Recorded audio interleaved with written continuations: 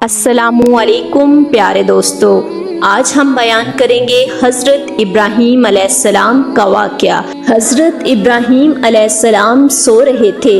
उन्होंने एक ख्वाब देखा जिसमें अल्लाह ने इब्राहीम अलैहिस्सलाम से फरमाया कि इब्राहीम अलैहिस्सलाम, आपके नज़दीक जो सबसे प्यारी और महबूब चीज़ है, आप उसे अल्लाह की राह में कुर्बान कर दीजिए। अब यहाँ आपको बता दूँ कि अल्लाह अपने बंदों का खास तौर पर नबियों का इम्तिहान लेता है, ये देखने के लिए कि इंसान अल्लाह से ज़्यादा मोहब्बत करता है या अल्लाह के दिए हुए तोहफों से ज़्यादा मोहब्बत करता है। नबी और पैगंबर के ख्वाब सच हुआ करते थे। वो जो भी ख्वाब में देखते थे वो अल्लाह का हुक्म होता था।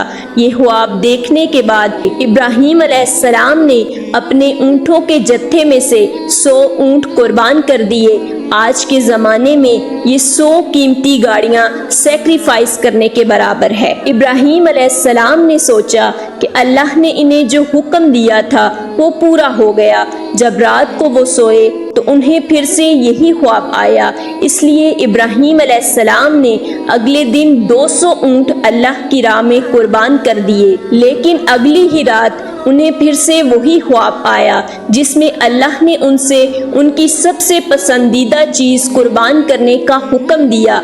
अब इब्राहीम अलैहिस्सलाम सोच में पड़ गए कि आखिर अल्लाह इनसे किस चीज़ की कुर्बानी चाहते हैं। फिर उन्होंने सोचा कि इस दुनिया में सबसे अजीज चीज़ मेरे लिए मेरा बेटा इस्माइल है। अब आपको बता दूं कि इब्राहीम अलैहिस्सलाम को पूरी जिंदगी दुआएं मांगने के बाद 80 साल की उम्र में औलाद हुई थी और वो थे उनके बेटे इस्माइल, जो उन्हें बहुत ज़्यादा अजीज और महबूब थे। अब इब्राहीम अलैहिस्सलाम समझ चुके थे कि दरअसल अल्लाह ताला ने उनसे उनके बेटे की कुर्बानी मांगी है। अल्लाह ये देखना चाहता है कि इब्राहीम अलैहिस्सलाम अपने बेटे से ज़्यादा मोहब्बत करते हैं या अल्लाह से। इब्राहीम अलैहिस्सलाम के लिए ये बहुत बड़ा इम्तिहान था।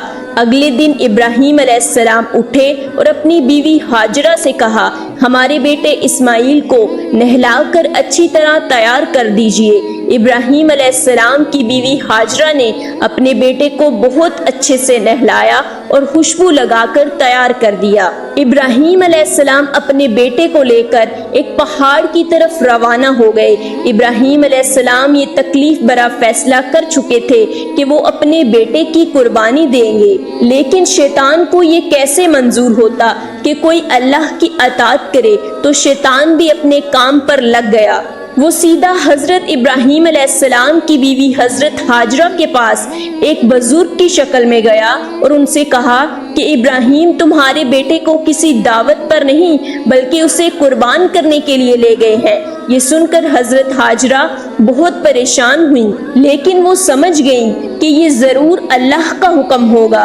तो उन्होंने शैतान से कहा कि अगर अल्लाह ने इब्राहीम को ऐसा करने का हुक्म दिया है तो ये हमारी खुशकिस्मती है। ये तो मेरा एक बेटा है, अगर मेरे इस्माइल जैसे 1000 बेटे भी होते तो मैं खुशी खुशी इन्हें अल्लाह की राह में कुर्बान कर देती। सोचिए, एक माँ के लिए ये कहना कितनी बड़ी बात है। जब शैतान हज़रत हाजरा को बहकाने में नाकाम हो गया तो वो सीधा इनके बेटे इस्माइल अलैहिस्सलाम के पास गया और कहने लगा, तुम्हारे बाबा तुम्हें किसी दावत में नहीं बल्कि तुम्हें मारने के लिए ले जा रहे हैं। जवाब में इस्माइल अलैहिस्सलाम ने कहा, अगर ये अल्लाह का हुक्म है तो मेरे लिए इससे बड़ी खुशनसीबी की बात क्या होगी कि मैं अल्लाह की राह में कुर्बान हो जाऊं।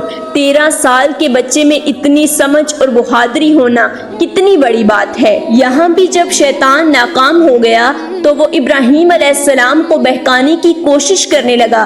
तुम्हें ये बेटा इतनी मन्नतों से मिला है, अगर तुमने इसे भी कुर्बान कर दिया और अगर तुम्हारी ये भी कुर्बानी कबूल ना हुई तो तुम्हारा कितना बड़ा नुकसान हो जाएगा। ऐसा मत करो। शैतान हर तरह से उन्हें बार बार बहकाने की कोशिश करता रहा और गुस्से में आकर इब्राहीम अलैहिस्सलाम ने शैतान को कंकरियां मारी।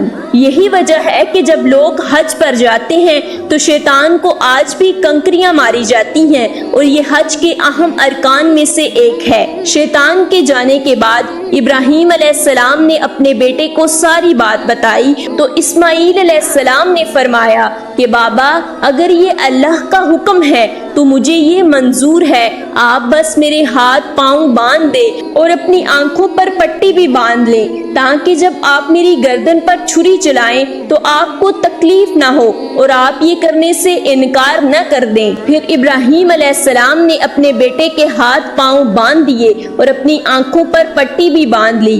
جب انہوں نے اسماعیل علیہ السلام کی گردن پر چھری چلائی تو ایک جانور کی آواز سن کر وہ حیران ہو گئے۔ جب انہوں نے اپنی آنکھوں سے پٹی کھولی تو ایک دمبا ذبح ہوا تھا اور اسماعیل علیہ السلام ان کے پاس کھڑے مسکرا رہے تھے۔